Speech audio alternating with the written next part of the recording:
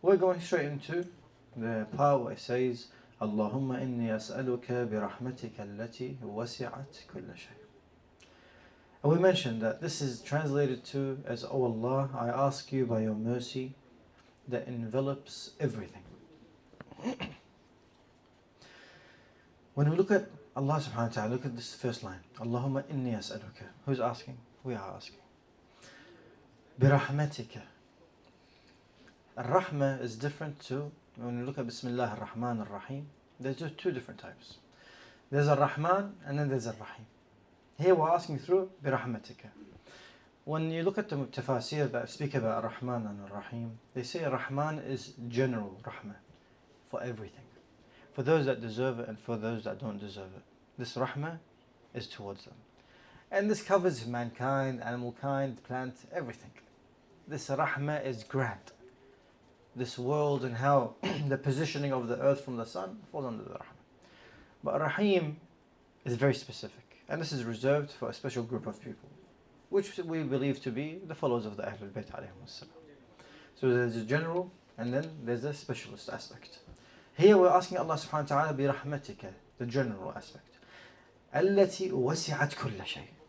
Which again adds to the point that we just mentioned earlier, that the rahmah of Allah subhanahu wa ta'ala expands to everything, to the deserving and to the non-deserving. Because at the end of the day, every single person, whether he's a criminal or not, whether he's a sinner or not, their heart beats through the mercy of Allah subhanahu wa ta'ala. And we have in narrations as well that when we sleep, your soul is lifted. Your soul is lifted from your body. And that's why they refer to sleep in our hadith as like a death. And the souls go towards Allah subhanahu wa ta'ala. And He gives it permission to return, and that's when you wake up from your sleep. But some souls, as they leave, they don't return. And that's how the people that die in their sleep. So again, look at the rahmah of Rabbil Alameen. That even this soul of ours is giving us a chance to live. Again, from the rahmah of Allah subhanahu wa ta'ala is the ability to see, the ability to hear, the ability to have saliva in your mouth, the ability to do everything that you are able to do as you are doing it today. This all falls under the mercy of Allah subhanahu wa ta'ala. But one other aspect, here it says kulla shay. And part of all of this creation that Allah subhanahu wa ta'ala has created, I am an aspect of it. Everything falls under the mercy of Allah subhanahu wa ta'ala. Because if Allah subhanahu wa ta'ala hasn't created it, it'll never exist. This is through the mercy of Allah. And then another perspective says, who was sent as a rahmatan lil alameen? Nabi Muhammad sallallahu alayhi wa alihi. لذكره صلوا على محمد وآل محمد.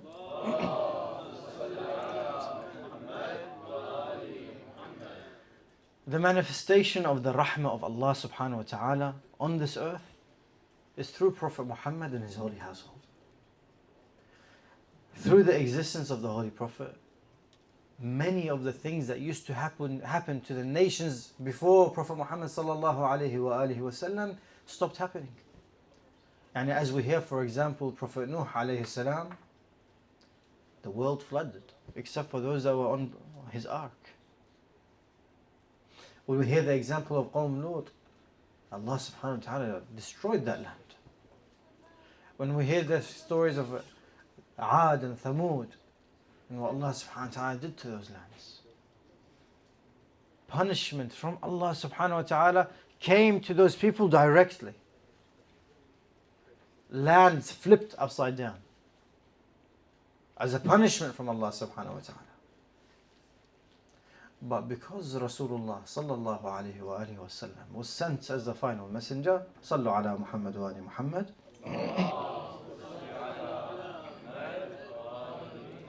this form of punishment stopped.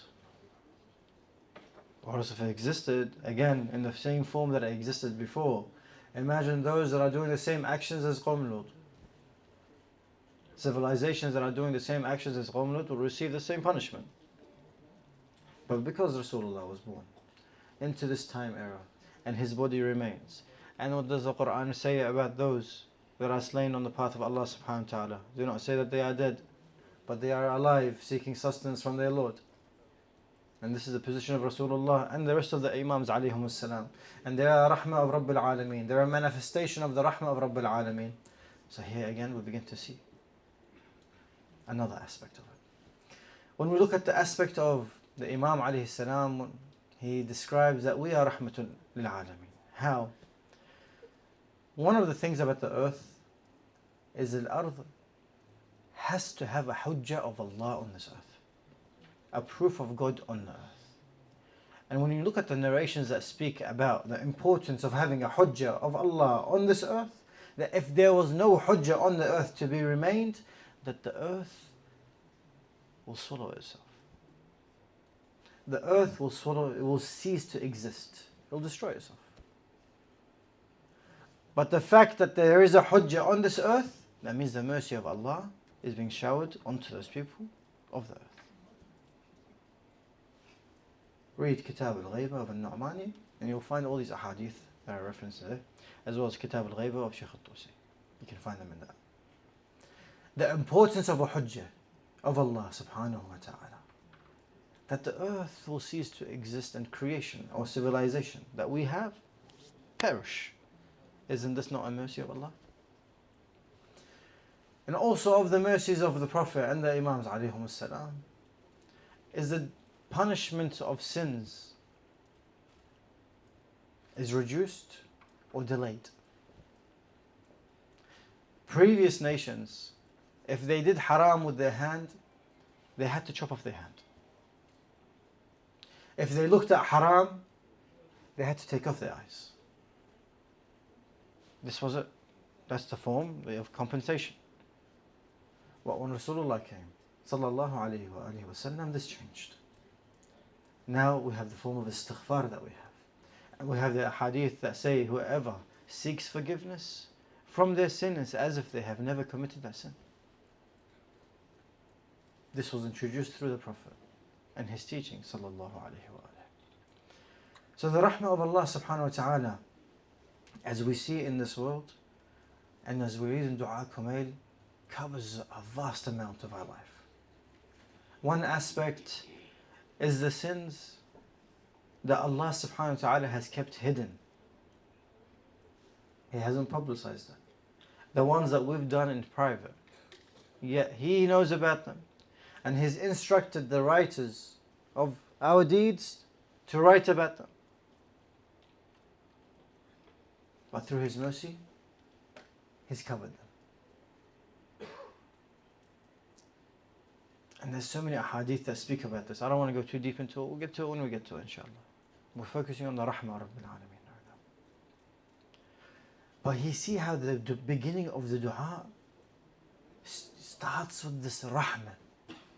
You're asking Allah subhanahu wa ta'ala, and you're going to be asking from your perspective for a large amount of things.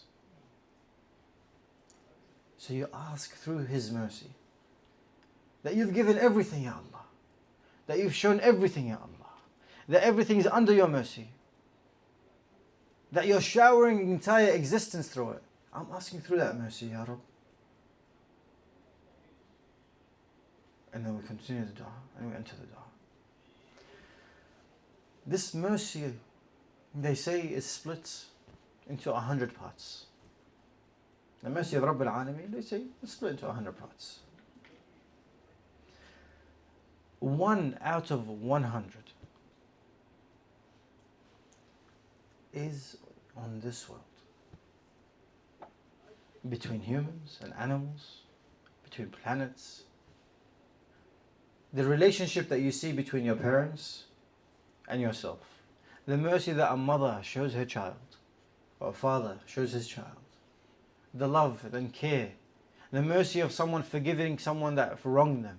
The mercy that you see in all of existence collectively is 1 out of 100 strands of mercy that Allah subhanahu wa ta'ala has given to this world. The other 99, Allah subhanahu wa ta'ala has saved them for Yawm al-Qiyamah. And it shows you.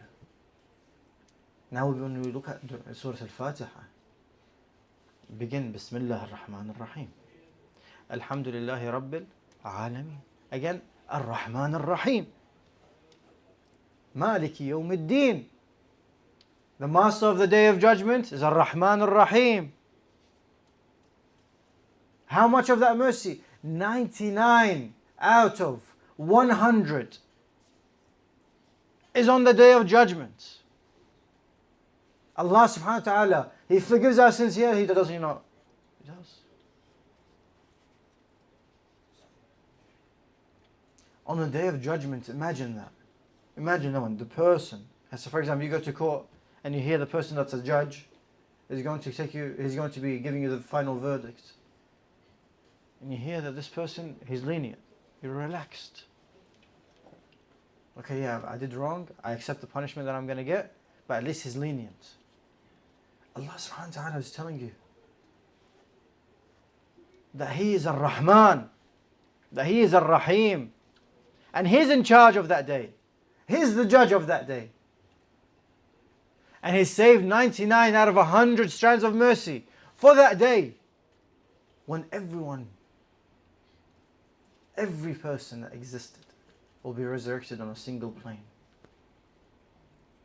standing before their Lord, judged for every single atom of good and every single atom of bad, when their body will begin to testify against them or for them on that day. When a mother runs away from her child and a father runs away from his son, Allah subhanahu wa ta'ala saved His mercy for that day. And they say the mercy is so grand on that day that even shaitan himself sticks out his neck, in order to receive some of that mercy. And how grand is that day? And how prepared should we be in that case with the remembrance of death? If we're still at a stage where we're scared of death, it means we need to look into that topic a bit more, understand it. Because for a mu'min, it means that you're leaving this temporary world and you're finally going to reside, inshallah, right next to who? The Ahlul Bayt alayhim as-salam. That the first person you'll see is Amir al-Mu'mineen alayhi as-salam. And then the rest, inshallah, we can discuss another time. Alhamdulillah Rabbil Alameen. Wa salli ya Rabbi ala Muhammad wa ala alihi at-tayyibin at-tahirin.